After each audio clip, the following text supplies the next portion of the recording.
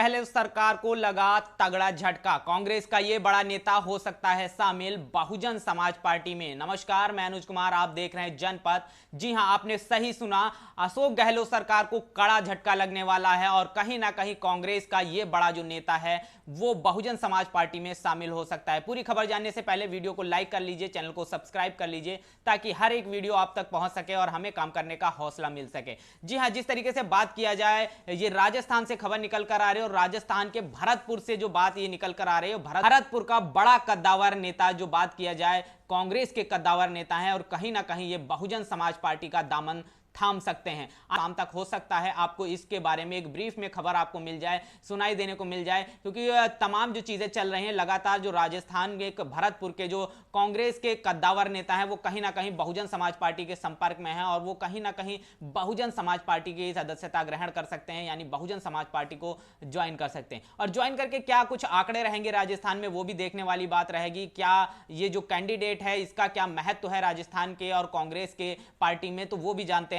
तो इस कैंडिडेट का जिसका हम बात कर रहे हैं उनका नाम है गिरीश चौधरी। और गिरीश चौधरी की अगर बात किया जाए तो कांग्रेस की जिला कमेटी के जो है अध्यक्ष रह चुके हैं। इनकी पत्नी जो है वो प्रभारी रह चुकी हैं, भावी अध्यक्ष हो रह चुके हैं। तो बात किया जाए, ये भरतपुर के डिप्टी मेयर हैं। अगर इस बारे में हम देखते हैं कांग्रेस के उससे देखा जाए तो एक बड़े और कद्दावर नेता हैं जो एक अहमियत रखते हैं राजस्थान के इतिहास में, कांग्रेस के इतिहास में। वहीं जिस तरीके से बात किया जाए, राजस्थान में कांग्रेस और रालोद का गठबंधन की सरकार है और वहीं पर जिस तरीके से हम साफ तौर पर देखते हैं रालोद और कांग्रेस का जो एक कंबाइन जो कैंडिडेट निकल कर आया जिनका नाम था डॉक्टर सुभाष गर्ग, ये वहां से चुनाव लड़ते हैं और ये भरतपुर से क्या विधायक हैं। लेकिन अब बात ये निकल कर आती है कि जब वहां से कांग्रेस का एक विधायक है तो भरतपुर से जिस तरीके से खबर निकल कर आ रही है और भरतपुर में जिस तरीके से आप साफ तौर पर देख सकते हो कि सुभाष जो गर्ग हैं वो कहीं ना कहीं जो विधायक हैं वहां से भरतपुर से, और कांग्रेस और रालोद के जो है ये ज्वाइंट जो है गठबंधन के प्रत्याशी रहे हैं और वहां से विधायक हैं।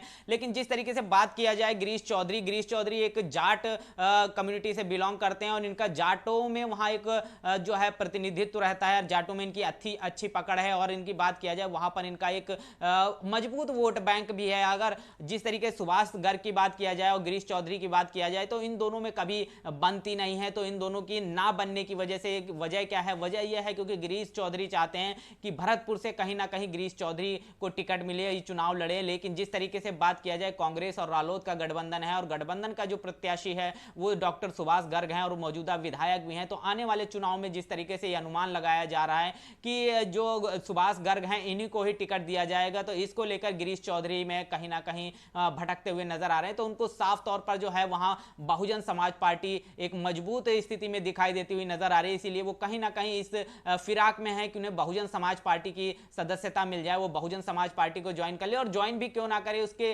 पीछे तमाम जब आंकड़ों को आप समझेंगे तो वो साफ तौर पर हो जाएगा कि गिरीश चौधरी की पहली पसंद अगर बात किया जाए तो वो बसपा क्यों है, क्योंकि बसपा के पास तमाम जो है वहां SC ST जो ओबीसी समाज का वोट बैंक है। और वहीं जिस तरीके से बात किया जाए गिरीश चौधरी का, जो ये जाट कम्युनिटी से बिलोंग करती हैं और जाट और जब अनुसूचित जनजाति और जाति का जब एक वोट आपस में मिलकर जब बहुजन समाज पार्टी के नेतृत्व में निकलकर सामने आएगा तो कहीं ना कहीं ये कड़ी टक्कर देता हुआ नजर आएगा। इसीलिए कहीं ना कहीं गिरीश चौधरी की पहली पसंद जो है बहुजन समाज पार्टी है और वो इसीलिए वो चाहते हैं कि कहीं ना कहीं उनको बहुजन समाज पार्टी ज्वाइन करा ली जाए। तो इसलिए बात निकल कर आई जिस तरीके से उनका जाटों पर एक अच्छा पकड़ है। लेकिन जिस तरीके से बात किया जाए, हनुमान बेनीवाल जो वहां से हैं वो भी एक जाट कम्युनिटी से बिलोंग करते हैं और उनका भी एक अच्छा वोट बैंक है, अच्छी पकड़ है वहां पर। लेकिन तमाम जो अटकलें चल रही थी लगातार बहुजन समाज पार्टी के साथ उनकी गठबंधन की खबरें आ रही थी, लेकिन तमाम बातों के बावजूद उनका गठबंधन बहुजन समाज पार्टी के साथ नहीं हो सका। तो उसके पीछे का जो अगर आप कारण देखेंगे तो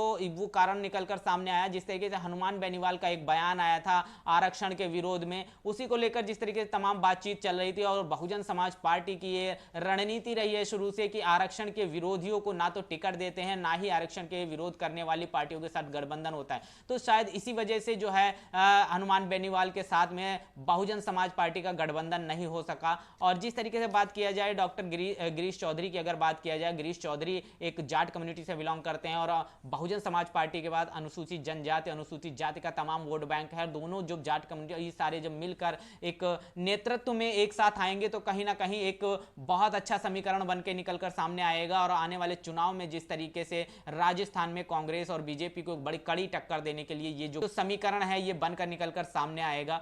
तो जिस तरीके से बात हम कर रहे थे और अगर बात किया जाए वहां राजस्थान के परिप्रेक्ष्य में, चाहे हम कांग्रेस की बात करें चाहे हम वहां पर बीजेपी की बात करें, दोनों में अंतर कलह चल रही है। दोनों के जो पार्टी के जो कार्यकर्ता हैं, विधायक हैं, आपस में बागी हो चुके हैं। अगर तो बात किया जाए जिस तरीके से सचिन पायलट की, तो सचिन पायलट जिस तरीके से खुलकर अशोक गहलोत के खिलाफ बयानबाजी कर रहे हैं, अपना गुट मजबूत करते हुए नजर आ रहे हैं, तो इससे जिस तरीके से कहीं ना कहीं जो नुकसान है वो जिस तरीके से वहां राजस्थान में कांग्रेस को उठाना पड़ेगा। और कांग्रेस और रालोद का जिस तरीके से गठबंधन है और गठबंधन के जो प्रत्याशी होंगे और तमाम जो वो ऐसे प्रत्याशी जिनको वहां से टिकट नहीं मिलेगा, वो ये इस तरीके से खबरें आ रही हैं कि वो जो है निर्दलीय चुनाव लड़ सकते हैं। तो इससे जो नुकसान होगा कहीं ना कहीं जो है कांग्रेस को होगा। और वहीं अगर आप बात करते हैं बीजेपी की, तो बीजेपी में भी तमाम जो चीजें निकल कर आ रही हैं। बीजेपी में वसुंधरा राजे जिस तरीके से बागी हो चुकी हैं, उनको शायद पार्टी से टिकट भी उनको ना मिले, और तमाम ऐसे और भी अदर प्रत्याशी हैं जो जिनको वहां से बीजेपी की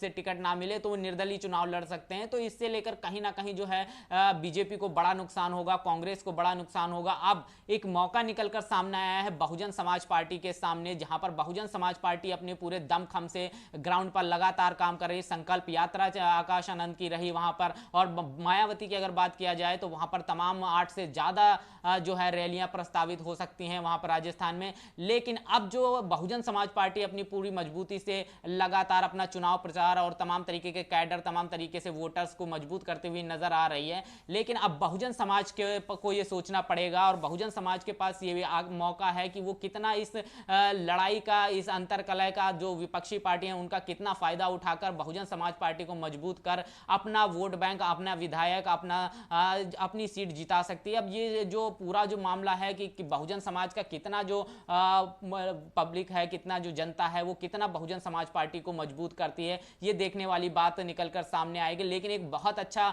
मौका जो निकल कर आया है सामने, जिससे बात किया जाए कांग्रेस में कलह चल रही, कांग्रेस के तमाम जो प्रत्याशी वो निर्दलीय लड़ेंगे, बीजेपी के तमाम प्रत्याशी निर्दलीय लड़ेंगे जिनको टिकट नहीं मिलेगा। तो बहुजन समाज पार्टी के पास एक अच्छा खासा मौका है जिसे भुनाने के लिए बहुजन समाज पार्टी लगातार राजस्थान में लगातार मेहनत कर रही है। ग्राउंड पर संकल्प यात्रा से लेकर तमाम आकाश आनंद की तमाम सभाएं हो रही हैं, तमाम जो है बहन मायावती की तमाम रैलियां जो प्रस्तावित की गई हैं। अब वहां की जो बहुजन समाज की जो बात किया जाए, चाहे एससी एसटी ओबीसी समाज की बात किया जाए, उनमें वो कितना बहुजन समाज पार्टी को सपोर्ट करते हैं, कितना उनमें जागरूकता आई है चुनाव को लेकर, कितना वो फायदा बीजेपी और कांग्रेस की इस अंतरकलह का कितना फायदा उठाकर वो बहुजन समाज पार्टी को मजबूत करके बहुजन समाज पार्टी को वहां सत्ता में स्थापित करने का काम कर सकते हैं। तो ये देखने वाली बात रहेगा, और बहुजन समाज पर ही ये पूरी जिम्मेदारी अब जाती है, क्योंकि जिस तरीके से बसपा को देखा जाए तो बसपा तमाम तरीके से जो है वहां मेहनत करते हुए नजर आ रही है। और राजस्थान के इतिहास में बहुजन समाज पार्टी की अगर बात किया जाए तो अब तक 19 से भी ज्यादा सीटें जो है बहुजन समाज पार्टी जो है राजस्थान के इतिहास में जिता चुकी है। और पिछले चुनाव की अगर बात किया जाए तो पिछले ही चुनाव में बहुजन समाज पार्टी ने 6 जो है वहां से विधायक जिताए थे, और हालांकि वो विधायक जो है कांग्रेस ने तोड़ लिए थे, और बहुजन समाज पार्टी ने इसको देखते हुए उन सब के टिकट जो है काट दिए हैं। ये इससे एक अच्छा सा मैसेज जो है वो जाता है समाज को कि ऐसा नहीं है कि सीटें जीतने के लिए ही किसी को भी टिकट दे दिया जाएगा। मान सम्मान और स्वाभिमान बरकरार रखने के लिए भी तमाम जो उन कैंडिडेट के टिकट काट दिए गए हैं। तो अब बहुजन समाज जो है उसको ये सोचना पड़ेगा कि इस लड़ाई का, इसका फायदा जो है बहुजन समाज को उठाना पड़ेगा, और इसको फायदा उठाकर कहीं ना कहीं जिस तरीके से बात की जाए बहुजन समाज पार्टी को मजबूत करना होगा। और जिस तरीके से ये खबर निकल कर आई, अगर भरतपुर से गिरीश चौधरी बहुजन समाज पार्टी में शामिल होते हैं तो जाट वोट बैंक और एससी एसटी और अनुसूचित जनजाति तमाम जो वोट बैंक है वो अब एक साथ आएगा, और एक साथ आने से तमाम जो चीजें निकलकर सामने आएंगी, एक मजबूत समीकरण बनकर सामने आएगा। और मजबूत समीकरण जो बनकर आएगा कहीं ना कहीं